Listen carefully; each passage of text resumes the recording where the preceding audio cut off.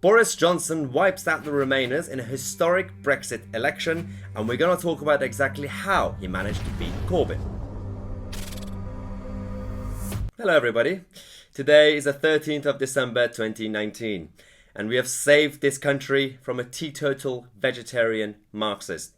We've saved Brexit, and I haven't slept since Wednesday. I'm massively shattered and sleepy, but we're going to have to do this. So in this video, we're going to talk about what happened last night exactly, and we're also going to talk about how on earth Boris Johnson actually managed to not only beat Jeremy Corbyn, but actually do it so bad, so hugely, that this is the worst defeat for the Labour Party since the 1930s. So this is quite impressive. This is all down to you guys and everyone, all the Brexiteers who went out there and not only supported our work and our channel, but actually fought for the cause and voted and got rid of Jeremy Corbyn. So let's talk about last night. Obviously, 10 p.m. on election night, we have the exit poll that shows technically the prediction of the result. Usually it's accurate. And about 9:59 p.m. I was shaking, I was panicking. We were at the watch party, and this was the reaction we had.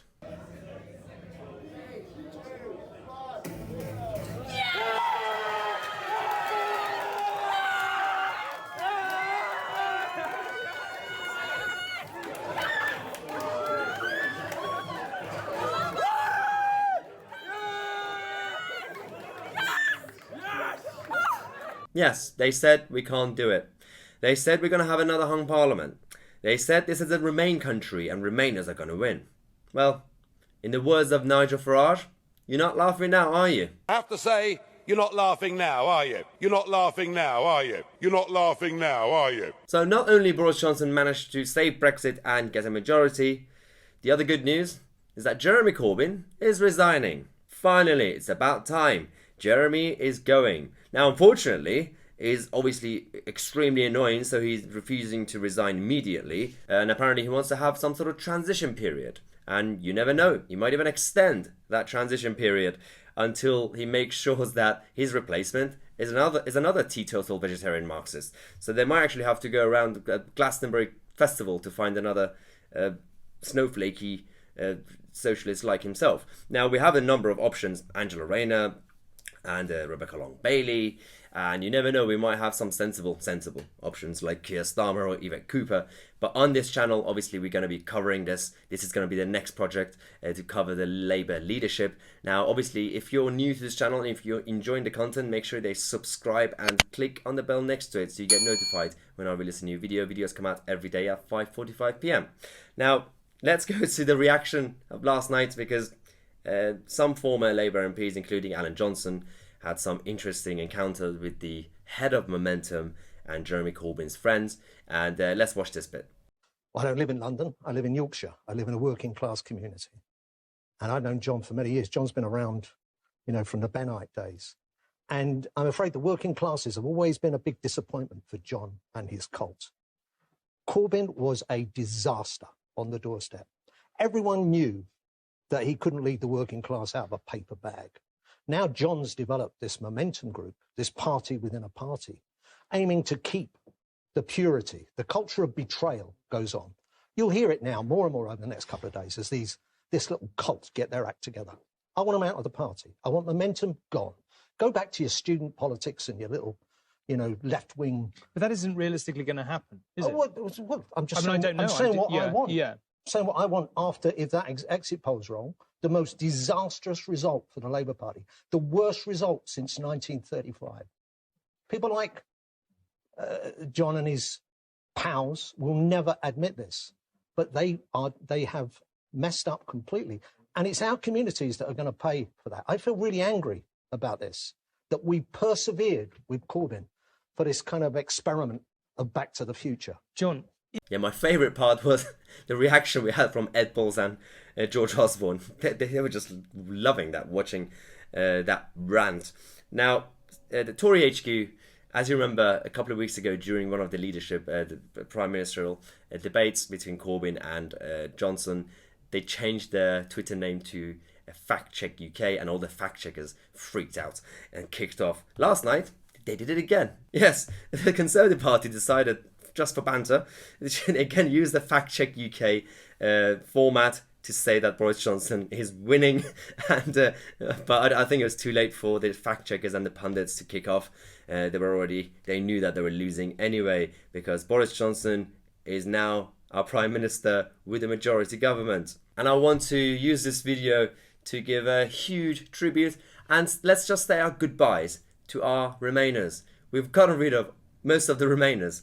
The Conservative Party is now completely cleansed of the Remainers. It's now a party of Brexit. Every candidate, every new MP is a Brexiteer and have signed up to a pledge to back and implement Brexit.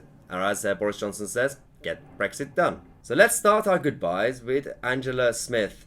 Goodbye, Angela. Chuka Umunna. Goodbye, Chuka. Goodbye, Sarah Wollaston. Goodbye, Anna Soubry. Sam Gyimah. Dominic Grieve.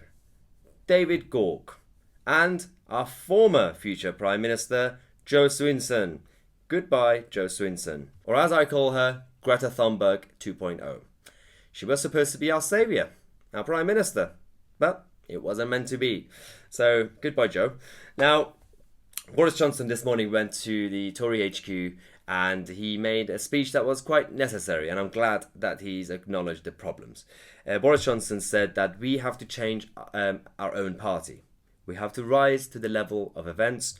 We have to rise to the challenge that the British people have given us. And this goes back to how the Conservatives managed to win this election. Until recently, the recent elections, the Conservatives' main targets were the Liberal centre ground, and that's why the Lib Dem Tory marginal seats were always quite hot for them. But since Brexit, and you had the 2017 election and now the 2019 election, they have been targeting the Labour heartlands, the places that the Conservative Party never used to go, never had a chance.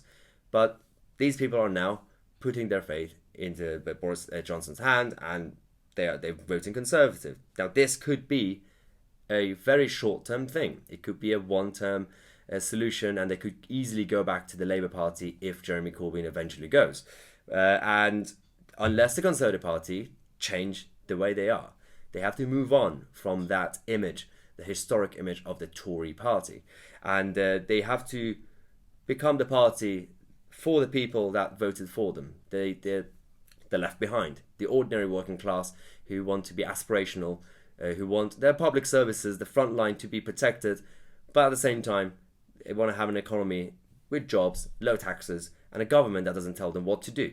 So they have to completely change the image. Even if they have to change the logo or the name or anything else, they have to become the party of this country. So we'll see how Boris Johnson does this. Now, with the reaction that we've had from the pundits, we didn't hear from Owen Jones and Aaron Bastani and a few others for a while last night. They were very quiet, and because the things that they were tweeting in the run-up to the election still coming back, and quite hilariously. Owen Jones tweeted before the election that there are lots of rumours flying around about Boris Johnson on the verge of losing his seat. If you can get the vote out there, do it now. It could make all the difference. Now, how did that go for you, Owen?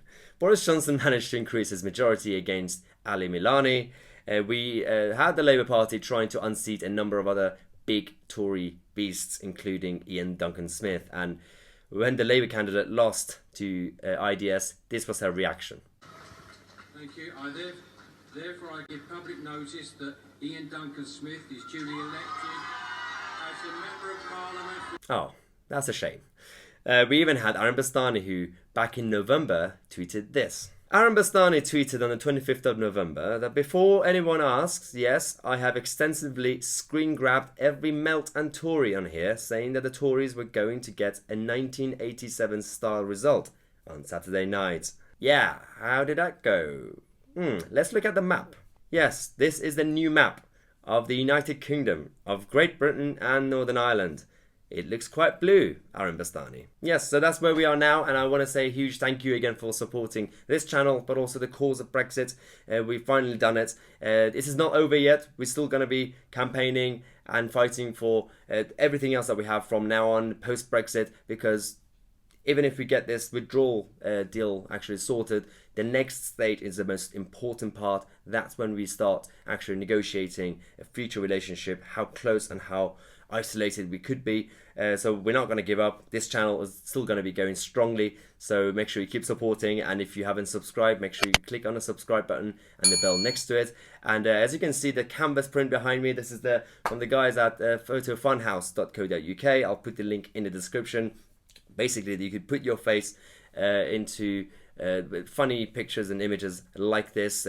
That's me in the middle with Nigel Farage and Boris Johnson. They have other formats and templates, political, non-political, and actually they have a new version as well, where you don't have to actually have your face in it. You could just order a normal one with just, for example, Boris Johnson and Nigel Farage and the Remainers looking grumpy. It's a very, very good idea for a Christmas present. If you haven't done your Christmas shopping yet, this is a very good Christmas present for a Brexity friend.